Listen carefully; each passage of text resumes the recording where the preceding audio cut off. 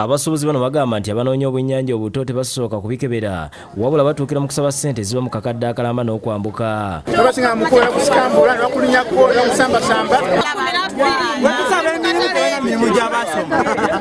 Wayinza okuba bakulu n'amaaso ya 6 bongerako nti oluusi bwe basanga nga ebyennyanja bikulu ate beekwasa obusonga obulala era basobola okubasabirako enguzi. Engege gye nnina tukole kiina buto buli mu bwemba n'enkuluka bwesize nangamba onti konze kale nze olw'okutya kwange nenkola ki nenkwata essente nenkola ki nenziba wakakadde.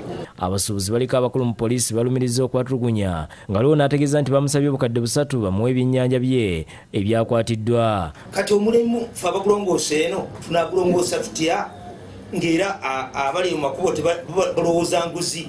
Yeyita lefutinanti ye lefutinanti Mukiibi atera okubeera mmotoka ye etera okubeera gundi y'ebusegaawo ka Suzuki kabeeramu kaliko sitika ya mu brigade ya Muhoozi era alina ne kamagazini ke bwakwata nga ajjayo fayiro ye kamagazini ka Muhoozi nga kateeka kungulu kwa fayiro nga gamba yava mu ofisi yani ya brigade ya Muhoozi.